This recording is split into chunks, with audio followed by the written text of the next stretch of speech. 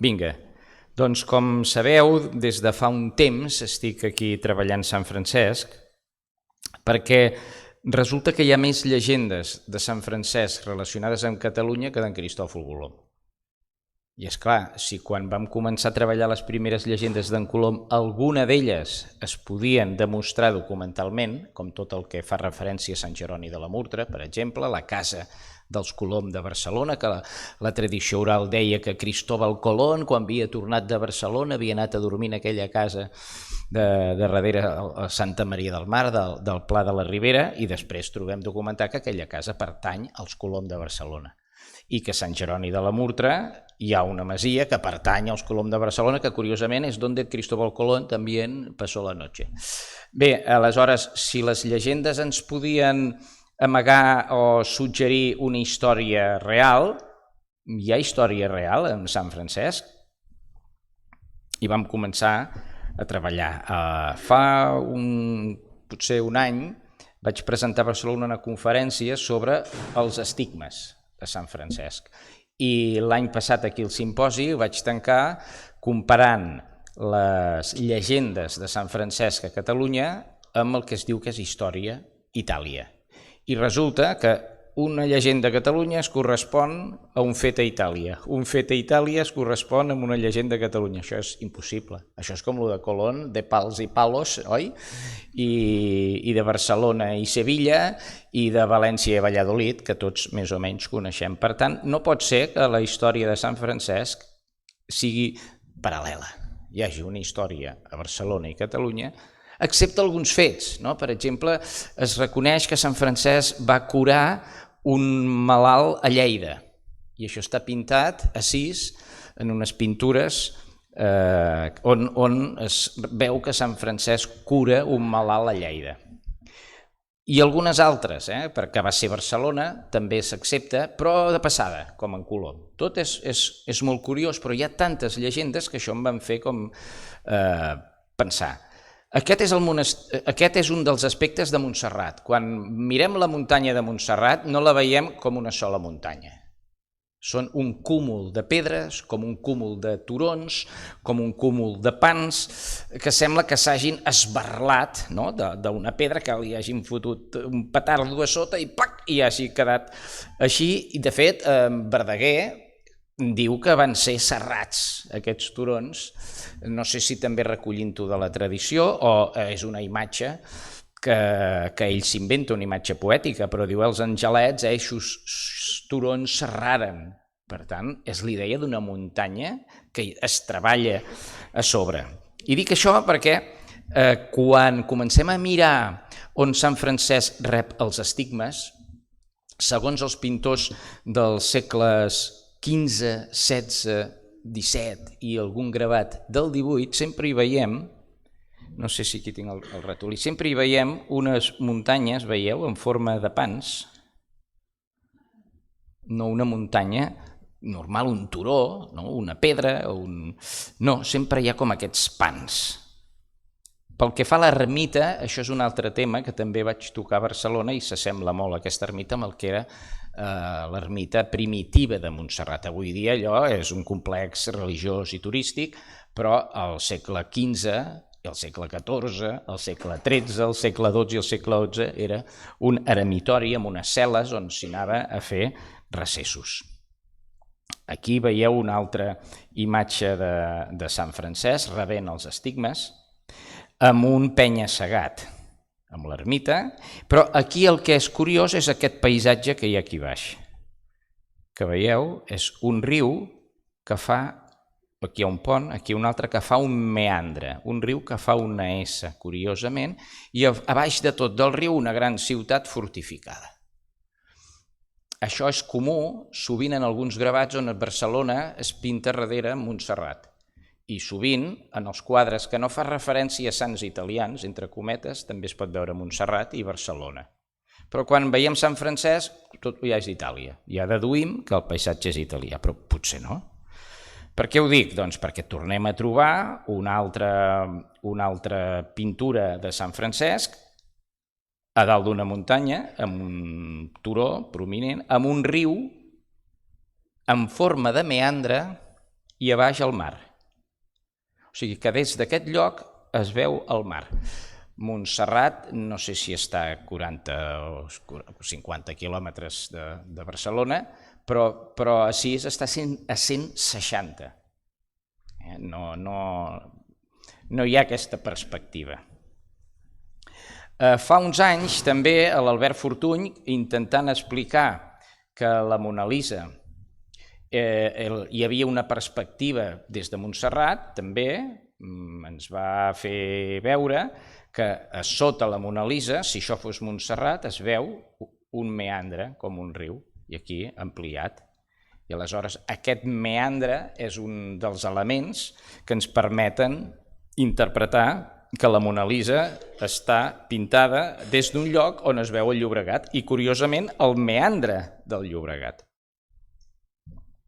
En una altra imatge es veu també, aquí sembla més que un riu, el mar, amb una barca, es veu la ciutat fortificada, aquí dalt també una muntanya com molt curiosa, que avui dia no ho relacionem amb Montserrat perquè no ens acaba d'encaixar, però antigament això ja tinc també tota una sèrie de gravats en què això es pot anar identificant a Montserrat, com aquest de Santa Clara, veieu? Aquest tipus de pedra, muntanya, Santa Clara és la fundadora de les Clarisses, i a Barcelona també hi ha una tradició que diu que Sor Clara d'Assís va fundar el convent de les Clarisses. Però no era Santa Clara, era Sor Clara, una altra Clara d'Assís també. Curiós, també podem veure la relació entre Santa Clara. Per què dic això? Perquè Santa Clara resulta que fa la seva comunitat de monges allà on Sant Francesc havia reconstruït l'església de Sant Damià. Però és que a Barcelona hi havia l'església de Sant Damià i això els estudiosos de Pedralbes et diuen Pedralbes antigament s'havia dit monestir de Sant Damià. Per tant, Pedralbes són clarisses, com Assís, i com Assís, les clarisses vivien a sobre la reconstrucció i ampliació del convent de les monges pobres o de les dames pobres que es deia de Sant Damià. Aquí veieu també en un quadre anònim del segle XVI l'abadessa, Santa Clara, Sant Francesc, junts en un espai on hi ha un riu també, hi ha una gran ciutat i el mar. Tot molt a prop. Jo penso que això en algun moment l'autor tenia clar Barcelona i per això hi ha aquest paisatge. Veieu un altre cop els estigmes, Sant Francesc rebent els estigmes en una muntanya tallada, curiosa, molt curiosa aquesta forma, que jo de seguida, els que veieu, en forma de V baixa o en forma de banyes, perquè els cultes arcaics ens diuen que Santa Montserrat era un lloc del dimoni i del déu banyut i de no sé quantes coses, doncs aquí podríem tenir un déu banyut, això és l'elefant, això és la mòmia, aquesta forma de V es veu fins i tot de lluny i és molt definitòria de Montserrat. Forma de V, Sant Francesc rep els estigmes, forma de V sense Sant Francesc, però amb unes llegendes que diuen que Sant Francesc era Montserrat. En aquest llibre del segle XVI també miniat que es conserva a Anglaterra, veiem ja que les muntanyes cada vegada són més prominents, són més escarpades, semblen més cada vegada més Montserrat. I al segle XVIII encara ha previscut en els goigs populars, aquests són goigs del gloriós pare i patriarca Sant Francesc, que a Vic va tenir molta difusió i va ser molt venerat Sant Francesc a Vic i encara hi ha una capella que es diu Sant Francesc si moria, perquè realment allà hi va tenir una malaltia, igual que a Itàlia però aquí. I fixeu-vos també aquestes 4 muntanyes que podrien evocar o suggerir Montserrat. Sempre dic que els gravats ens permeten evocar o suggerir. A les llegendes de Barcelona d'en Joan de Déu, Prats, diu que es conta que el sant havia manifestat d'anar a visitar la Mare de Déu de Montserrat. Per tant, a Barcelona es recull també la tradició que Sant Francesc volia anar a Montserrat Aquesta petita història de Montserrat d'en Josep Maria Henó de la Sartre, amb dibuixos de la Pilarín Vallès, ja diuen que entre els visitants il·lustres de Montserrat hi ha la Leonor de Sicília, la Violant de Bar, reines de Catalunya, la Maria de Luna, la Margarida d'Àustria, i aquí diu que la tradició diu que també hi anà Sant Francesc d'Assís. I aquí el teniu. Per tant, a Catalunya s'ha conservat una tradició oral que ens pot ajudar a sumar el que tenim de suggerència, de suposició en tots els quadres i gravats que he anat recollint, dels quals us he ensenyat només una petita mostra. L'amades també a les tradicions, Montserrat, tradicions i llegendes, ens diu: Sant Francesc, tornant de la moreria, o sigui, segurament de l'Àfrica, on va anar a intentar convèncer el sultà d'Egipte, diu, va pujar a Montserrat. Ja no és que hi volia anar, sinó que hi va pujar. I atenció, perquè aquí hi ha uns detalls que les altres llegendes no recullen. Diu que aleshores era molt més desert que avui. Diu, mig mort de set, en arribar al peu del portal, va beneir una roca i a l'instant en va brollar una font d'aigua fresca i regalada que fou anomenada la Font del Miracle, que encara avui substitueix amb aquest mateix nom. Això és de l'any 35, del 1935. A Montserrat encara se sabia que Sant Francesc, quan hi va anar, va picar o va tocar una pedra i en va sortir una font, i aquesta font és la Font del Miracle. Això és el que tenim bàsicament amb llegendes, quadres i gravats. Ara anem als textos reconeguts oficials sobre Sant Francesc. Aquí he agafat tot el que fa referència als estigmes. Per exemple, Tomàs de Celano, que escriu permanentment del papa una vida de Sant Francesc, té la primera vita, la vita primera i la vita seconda. La primera vita només ens diu que va rebre els estigmes en un eremitori del mont Alberna, a Itàlia. Però és molt curiós perquè si això ho diu a la primera vida, per què no ho diu també a la segona? A la segona vida, aquest fet que Sant Francesc va rebre els estigmes ha desaparegut. També ha desaparegut tot l'indret, la descripció de l'indret, el lloc on va tenir els estigmes a les llegendes dels tres companys, l'anònim de Perusa, a l'espill de perfecció, i el que a mi encara em va sorprendre molt, però molt, és que una de les obres més populars i més traduïda a diverses llengües, en català almenys, jo en tinc 3 traduccions diferents, que són les floretes de Sant Francesc, no diu absolutament res d'un fet tan transcendental, tan important, com és on Sant Francesc va rebre els estigmes. A la vida de Sant Francesc això va ser fonamental. Les floretes de Sant Francesc no en diu absolutament res. A la llegenda de Perusa, al capítol 118, diu que arribà a Sant Francesc un dia a l'eremitori del mont Alberna, ja està, i només parla de la visió del serafí.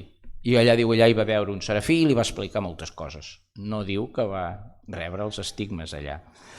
Sant Bonaventura té també dues biografies, la llegenda major i la llegenda menor. La llegenda major ens diu que va anar a un món elevat i solitari i Sant Francesc resava en un dels flancs de la muntanya. Ja està, ni estigmes ni res. La llegenda menor diu en un lloc molt elevat i solitari dit mont Alberna rep els estigmes, diu en un dels flancs de la muntanya.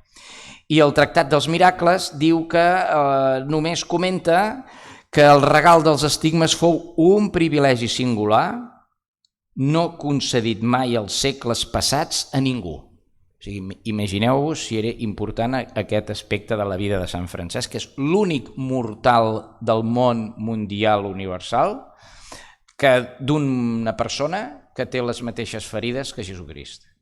No se n'ha conegut, que jo sàpiga, i almenys fins al segle XVI que s'utilitzen aquestes biografies per captar i per convertir la gent i fer-los admirar d'un místic únic, tenim això. Afortunadament, El Mont Alberna, el que el podeu veure aquí, és una muntanya absolutament plana, per això abans us he posat Montserrat, que ja sé que tots el tenim a dins, però per posar-ho bé, Montserrat, muntanya que sembla de convulsions geològiques, algú ha serrat o hi ha passat l'escarpa o hi han passat alguna cosa. El Mont Alberna pla i sí que té un penya-segat aquí. Suposo que deurien dir, necessitem una muntanya amb un penya-segat, però això no és cap problema, al Mont Alberna, per aquí a la dreta hi ha un caminoi i s'hi pujaria amb cadira de rodes. A Montserrat necessitaves potser tot un dia per arribar a dalt. Hi ha casos que les mules, per aquells camins estrets, s'estimben, i gent cau, els carros i les mules i els equipatges tots rostos avall. Aquí s'hi arriba facilíssimament i si no fas el brètol, doncs no t'estimbes per aquí, però pots pujar-hi, veieu, això és totalment pla. Hi ha una altra imatge del Mont Alberna. Epa-la! Doncs ja sortirà, o no, però bàsicament és això. Aleshores, què ens diu l'únic llibre que ens parla de les nafres amb més detall, que és les consideracions sobre les nafres, escrit al segle XIV, i alguns autors apunten que és del mateix autor o de l'escola semblant del qui va escriure les floretes. Diu, com que Francesc es trobava molt dèbil i amb prou feines podia caminar, els seus companys li van anar a cercar un ase. Comencen a pujar cap al Mont Alberna i a mitja pujada de la muntanya, com que feia molta calor i la pujada era fatigosa, l'amo del ruc va tenir set. Fins aquí res estrany. Però atenció perquè Francesc fa brollar una font de la dura roca, també a Itàlia, per poder tenir aigua pel seu acompanyant. Per tant, tenim que a Itàlia Francesc toca allà una pedra, una roca, i a Catalunya surt aigua d'una roca també de Montserrat. Diu que també s'aturen a descansar una mica a l'ombra d'una alzina. A Montserrat hi ha alzines. Sant Francesc s'estatja en una a la cel·la del Faig, diu, i els seus companys es queden a l'eremitori. Es veu que Francesc va buscar un lloc on poder entrar en trànsit i troba com un forat amb una pedra que és la cel·la del Faig. Per tant, hi hauria d'haver restes de fagedes que jo no he sabut trobar, però que és possible que algun biòleg pugui documentar-ho millor. Es parla també d'una muntanya agresta, on hi ha ermites, no una, sinó diverses ermites que poden acollir els seus companys, i Francesc diu, aneu per aquí que hi ha ermites i agafeu la que més us agradi. Es parla també que Sant Francesc observava, i aquí ja entrem ja en la definició, que jo penso que això sí que ens dona molta informació, i que serveix d'aval als suggeriments dels quadres i dels gravats. Diu que Sant Francesc observava la disposició de la muntanya, estranyat de les grans fenedures i esquerdes d'aquells penyals enormes. O sigui, no parla d'una esquerda, d'un precipici, fenedures, esquerdes, penyals en plural, i això es veu que l'impressionava molt.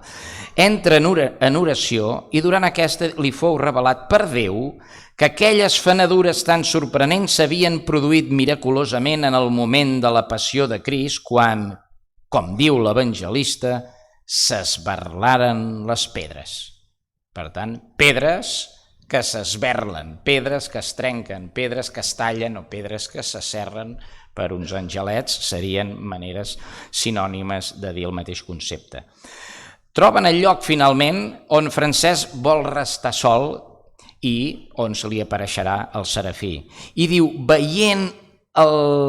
veieren al costat meridional de la muntanya un lloc ocult molt a propòsit pel que ell desitjava. Però no era possible passar perquè estava separat per una fenedura horrible i espantosa a la roca. O sigui, dues muntanyes, una separada de l'altra per un precipici, també molt típic de Montserrat. Hi posen a sobre una fusta i passen a l'altre costat. Francesc hi comença l'oració i a la cavitat d'una roca situada a una gran altura sobre un precipici horrible i espantós. Jo crec que això es està definint Montserrat. Tots, jo crec que tots ho veieu. Això no defineix el mont Laverna, que és pla, amb un penya-segat, perquè dirien, van anar a una muntanya plana i Francesc es va posar en un racó amb un espadat i s'hauria acabat aquí, però aquests penyals, aquestes fenedures, aquesta muntanya que s'esquerda en el moment que Crist es mor, no? Això fa pensar molt més en Montserrat, o només en Montserrat.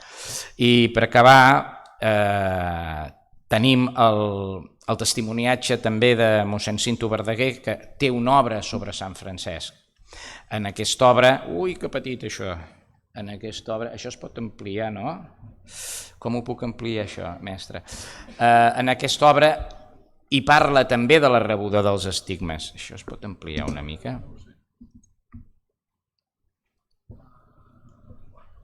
Perquè no puc llegir. Bé, no, m'ho acosto una mica. Diu, Francesc contempla agenollat i extàtic eix Montserrat de roques gegantines i de son cor les troba en consonància. O sigui, li estan passant coses i aquestes coses que li estan passant entre elles, no? Doncs la revelació d'aquests estigmes que fa que plori ell d'amor per tot el que és... Si tiro amunt i avall ja està bé, no? Gràcies. Doncs tot això diu que ho contempla agenollat i veu Montserrat quan té els estigmes.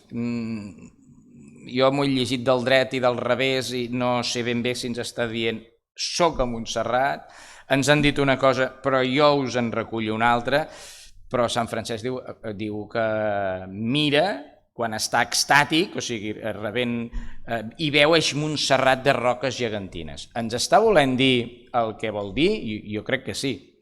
Aleshores hi ha el comentarista de l'edició, aquí baix de tot, a la nota 79-88, diu també la natura participa del dol per la passió de Crist.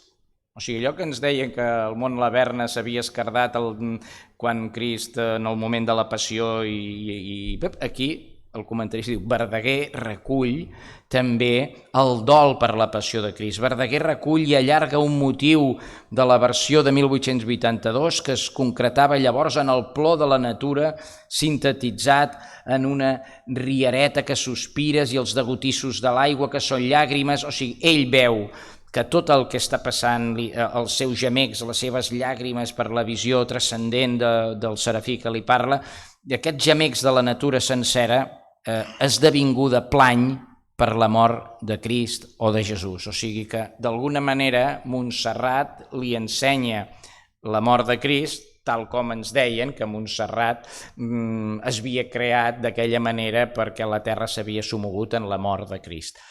Jo crec que Verdaguer, que en molts casos hem de recórrer per entendre què passa a la història, perquè la història no ho diu i Verdaguer ho recull de llegendes i de tradició oral, jo crec que aquí la tradició oral i la poesia d'en Verdaguer també s'apleguen i donen més sentit a totes les imatges de Sant Francesc rebent els estigmes a Montserrat. Moltes gràcies.